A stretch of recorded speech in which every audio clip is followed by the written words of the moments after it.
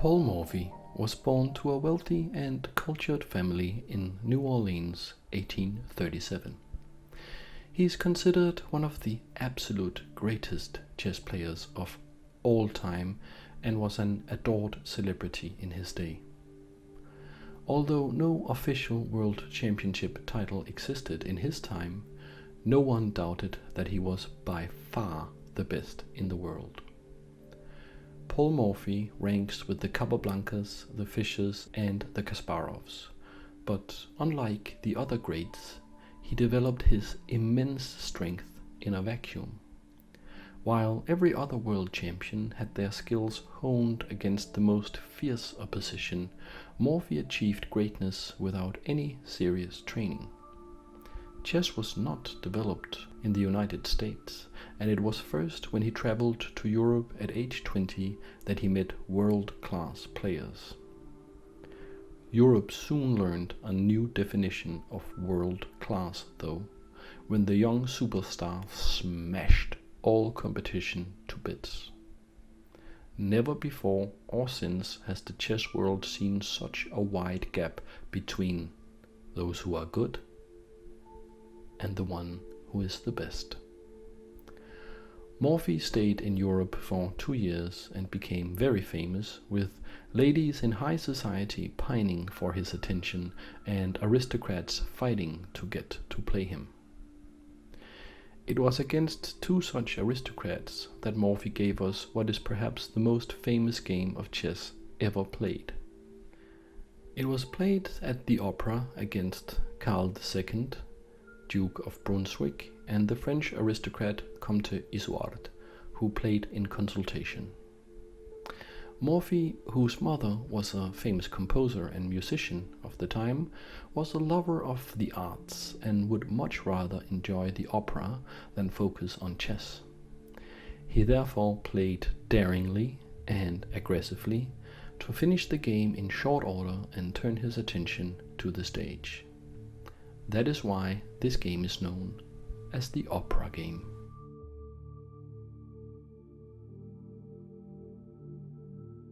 The story of this game is told by this bishop and this rook, because even though the game ends in checkmate already on move 17, these 2 are the only officers who lived to tell the tale. There are pawns, of course, but Morphy only really used them when facing the strongest opposition. Against these 2 noblemen, Morphy found it sufficient to only make 3 pawn moves in the entire game, and those were only to clear the way for his pieces. Paul Morphy was dubbed the pride and sorrow of chess. The pride because of his extremely beautiful and incredibly strong playing style, and the sorrow because after his 2 years in Europe he went back to the United States and gave up chess. If this bishop and this rook is the pride of this game, then this bishop and this rook is the sorrow. Morphy had white and opened the game with e4. We see e5.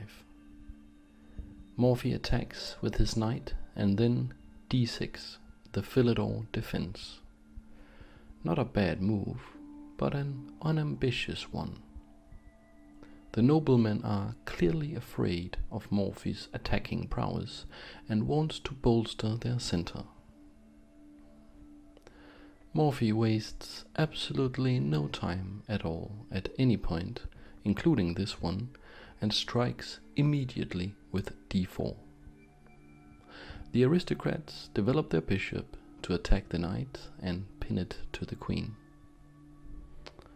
120 years later, Bobby Fischer would analyze this game and exclaim that this was already a weak move. Morphy then makes his 3rd and final pawn move in the game by capturing here, clarifying the situation in the center. This is already an interesting moment for two reasons. The first is imminent and tactical and has to do with this pin and the fact that this knight is attacking this pawn. We will return to that in a moment, but let us first take a look at why and how 3 pawn moves can be enough for an entire game of chess. We know that Morphy wanted to end the game quickly, and if you notice, these 2 pawn moves actually allow all of his pieces to join the attack in the fastest way possible. In addition to this, they have opened up the center of the board, which any experienced chess player will tell you is the most important part. The speed Morphy gained here is the strategic element of his plan. Now let us turn our attention to the tactics that make it work. Morphy has captured the pawn on e5, as we saw, and even though it was defended by the pawn on d6, it cannot be recaptured by it, since Morphy can capture the queen with check, breaking the pin on his knight, and then capture on e5. Therefore, the noblemen who played in consultation agreed to first capture the knight with the bishop. The queen takes back, and the duke and the count then recaptures on e5. White to move. What would you play in this position? Morphy played bishop to c4. Does this position remind you of anything? It's the scholar's mate opening, a beginner's opening, threatening this easy checkmate on f7. But Morphy is no novice, and the difference from the normal scholar's mate is that he is up several tempi here. In fact, this position is already very difficult to defend for black. The nobleman played knight to c6 to block the checkmate, but Morphy swiftly shifts his queen to b3, renewing the threat against f7. It is defended by the queen, and Morphy developed his knight, preparing his forces for a deadly attack. Years later, when Morphy had long stopped playing, this move was criticized by world champion Wilhelm Steinitz, who instead suggested that the queen should capture on b7. This move is indeed very strong, but another commentator put it very eloquently when he said that this is a butcher's move and Morphy is not a butcher. He's an artist. Karl II and Comte Isouard played c6, defending b7 with their queen, perhaps thinking they caught a lucky break. But Morphy plays bishop to g5, pinning the knight to the queen. Bobby Fischer found this move particularly beautiful and remarked, and I quote, that black is in what's like a zugzwang position here. He can't develop the queen's knight because the pawn is hanging, and the bishop is blocked because of the queen. The count and the duke played b5, trying rather desperately to get rid of this monstrous bishop.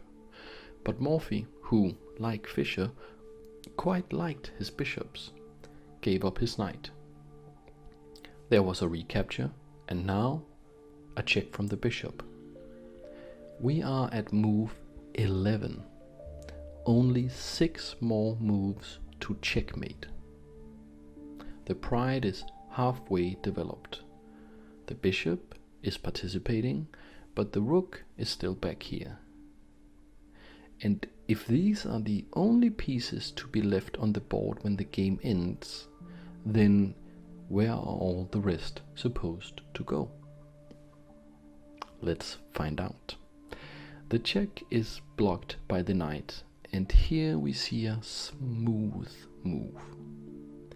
Long castle, simultaneously getting the king out of any potential counterattacks while developing the rook onto the open file, piling on the pressure on this poor knight.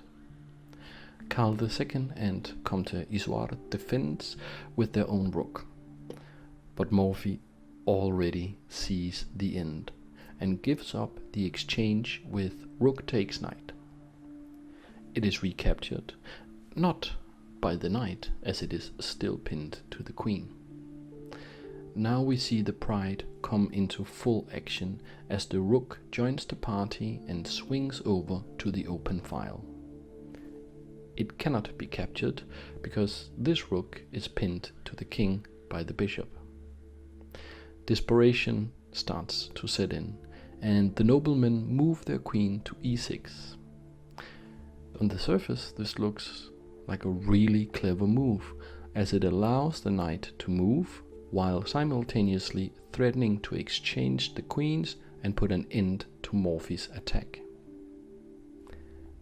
3 moves to checkmate, and 2 pieces still need to go. What follows has gone down in history as perhaps the most beautiful ending to a chess game ever played. Can you see it? First, the bishop captures the rook with check. But as we discussed, the defending generals had prepared for that and confidently recaptured with the now free knight. They were not prepared, however, for the follow-up. Can you find it? Queen to b7, check, forcing the knight to recapture and station itself on its brother's starting square.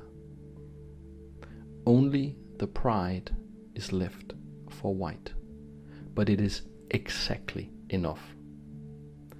Rook to d8, checkmate. It is protected by the bishop, and there is nowhere for the black monarch to go. The pride of white's position delivers the coup de grace, while the sorrow stands on their starting square, having never played any part in the game at all. Finally, Paul Morphy could turn his attention to the opera. That is the game, and that is the video. Thank you very much for watching.